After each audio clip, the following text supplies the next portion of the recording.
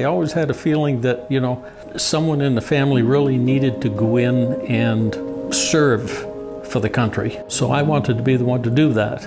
I had the opportunity of spending 3 tours in Vietnam. I was a sophomore in high school and President Kennedy got shot. And I always remembered him saying, "Ask not what your country can do for you. Ask what you can do for your country." So at that point, I knew I would be in the military. I was a light weapons advisor for Vietnamese infantry. We were in little bunkers, little teeny bunkers that were outside the air base. We had just been through a big firefight earlier in the first human wave attack, and now we were into a second human wave attack. We had very little ammunition. I actually watched these guys run out of ammunition. The VC come into the bunker, killed them, put their ammunition in our machine guns and started firing on us. Something had to be done. If they could have stayed at that bunker or broke through there, then that would have been an avenue for the human wave attack to get in onto the airbase. I could hear the choppers up overhead. I always carried my own radio. I happened to hear a voice of a pilot that I had worked with many times before. So I kept calling his call sign over and over and over. I finally got his attention. But he could not tell which bunker those VC were in and which one we were in because of all the dust and the dirt and everything. And in this sandbag bunker, it was made just the width of an ammo box for a little slit in the front of it.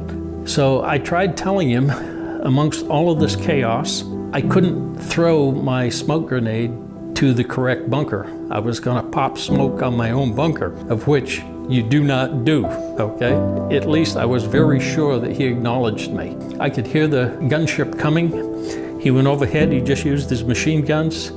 And so he asked me if he had the right target. I affirmed that he did. He made his second run, he came over with rockets and they started in. He had a bunch of other choppers come in behind him. Totally blew that bunker. I mean, all it was just a big hole in the ground when they finished. People say, well, how could you do that? Didn't have any choice. When you get out of the service in 1968, it was not a good situation. When we left the barracks, I stepped out the front door and we got pelted with rotten eggs and rotten vegetables, that type of a situation. At that time, the sentiment towards the veterans was starting to get to me. So I had a very hard time for the next probably 10 or 12 years.